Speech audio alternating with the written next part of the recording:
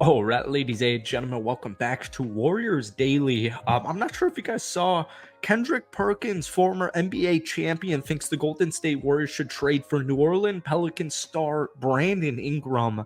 This is perfect. You don't have to do business with Danny Ainge. This guy is like actually perfect for the Golden State Warriors. This is the type of move I wish they made like a year ago, because I think Klay Thompson's really the only missing piece with a Steph Curry, Draymond Green, Brandon Ingram trio. The only thing missing from that championship squad right there is Mr. Klay Thompson himself. But that's why you went out there and you picked up Buddy Hield, Kyle Anderson, D'Anthony Melton. You still got B-Pod. You still got Jonathan Kuminga. Now, we're going to run through this trade, or we're going to run through this hypothetical here. Reading an article on Sports Illustrated from Ben Steenar. And, just keeping it a buck, Brandon Ingram is one of the best forwards in the NBA. He's coming off another great season. He averaged 21 points, 5 rebounds, about 6 assists. He shot 49.2% from the field and 36% from downtown in 64 games. He's been with the Lakers. He's been with the Pelicans for the last couple of seasons. If you're able to land Brandon Ingram, I would say Golden State's immediately finals contenders. So welcome back to Warriors Daily. Obviously, we're talking about Brandon Ingram potentially making his way to Golden State. But before we do, if you guys enjoy it, be sure to hit that like button, hit that sub button for daily Dubs content. You guys continue to bless this page. I appreciate it greatly. If you could try and get this video to 100 likes, that would mean the absolute world to me. So here was the quote. Here was the excerpt. This was, on ESPN. Kendrick Perkins made the claim that they should trade for him.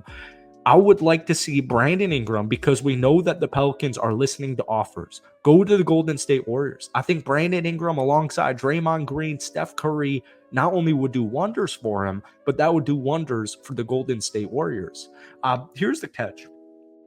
Brandon Ingram has 1 year left on his contract. All right. He's a huge trade candidate because it appears like the New Orleans Pelicans are just looking to go in some type of different direction. If the Pelicans do not sign him to an extension, then hypothetically, Brandon Ingram would be a free agent next summer. So the good news is we know New Orleans is open to shopping him, right? With Utah and Danny Ainge, it was more so that they're just, listening. They're not trying to ship out Lauri Markkanen. They're trying to give him an extension, but they're at least open to listening to whatever your offer is. The Pelicans, on the other hand, they're taking the aggressive route and they're looking to ship him before it's too late or before they ultimately have to pay him.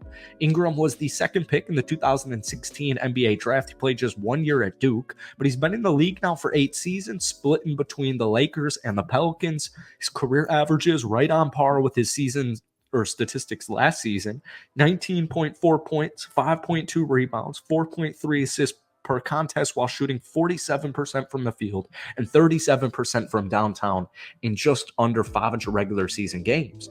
So one thing I am thinking to myself with Golden State is they're just lacking reliable, consistent scoring outside of Steph Curry.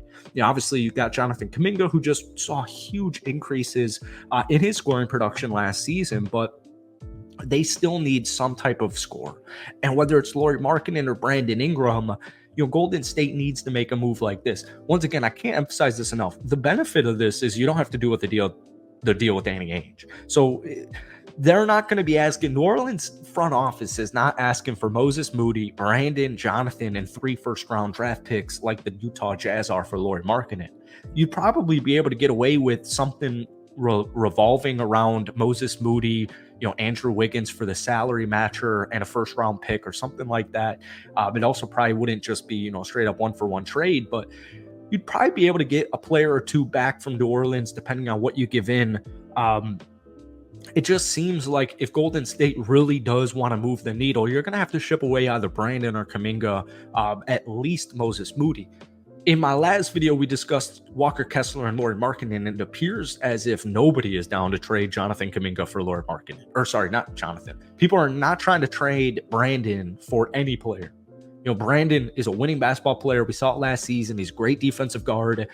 He's a great three-point shooter from what we saw in his rookie, or really solid three-point shooter in his rookie season. He can rebound, he can pass, he can score in a multitude of different ways. Looks like most Warriors fans are on board with B-Pod being the one who stays, and Jonathan Kuminga, because of his looming extension, the one who gets shipped out. So you would be able to trade probably, because Jonathan Kuminga is going to want a lot of money.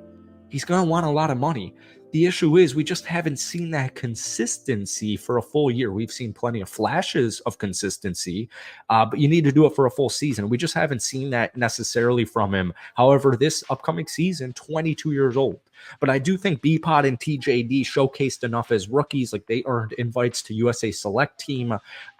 They were good enough to get rid of Klay Thompson. They didn't want to bring Klay Thompson back as a starter. They wanted to throw him on the bench. So, starting lineup consisting of, and it's kind of hard to do this because we don't know who would technically be on the roster, but some type of starting lineup of Steph Curry, B-Pod, Brandon Ingram, and then you'd have somebody of, either Andrew Wiggins or Jonathan Kuminga, and then Draymond Green as the five. That would get me going. I still want Golden State to pick up some size. The issue is it's a really slim market out there, whether we're talking about trades. We've discussed Walker Kessler on this channel a bunch of times. We've discussed Wendell Carter Jr. yesterday. Some of you guys have discussed Jared Allen. But remaining free agents, there's not any bigs really on this list that I think would help out Golden State to the level they need. And once again, folks, I understand they're a good rebounding team, but I'm lacking a couple of things. Rim protection, I'm also lacking big man scoring. Here are the best remaining free agents available. Tyus Jones, Markelle Fultz, Isaac Okoro, Lonnie Walker, Luke Kennard, Precious Achua, Spencer Dinwiddie, Gordon Hayward, Jay Crowder, Marcus Morris, Dennis Smith Jr., Robert Covington, Chetty Osman, and Doug McDermott. So only a couple of those guys are big, and I'm using air quotes here because Precious Achua is not even close to 7 feet tall. And, Jay Crowder can stretch the floor, but he's, not a big man. Marcus Morris would be solid if it happened. I'm not seeking Marcus Morris at this point in the Golden State Warriors roster, or offseason. But if it happened, if I see a tweet tomorrow that Marcus Morris is now a Warrior, I'll be like, all right, cool. That works for me.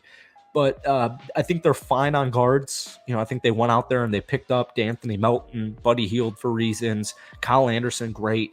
I can't believe Tyus Jones is still a free agent. That's neither here nor there. I'd love to see him in a Warriors uniform, even though they have got plenty of guards.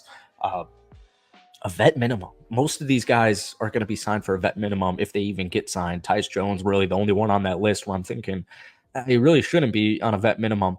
But you know what I'm saying? Like, Precious Achua, Jay Crowder, Marcus Morris, Robert Covington, they'd be nice moves, but nothing that would change the needle like a Brandon Ingram trade or a Lauri Markkanen trade would, in my opinion. So that's it for tonight. If you guys enjoyed it, be sure to hit that like button, hit that sub button for daily Dubs content. But let me know your thoughts on Brandon Ingram.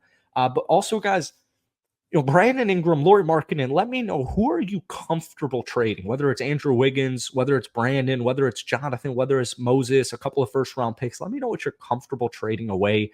I know context is important. Maybe give me a trade offer that you like down below. But that's it for me. Hit that like button, hit that sub button.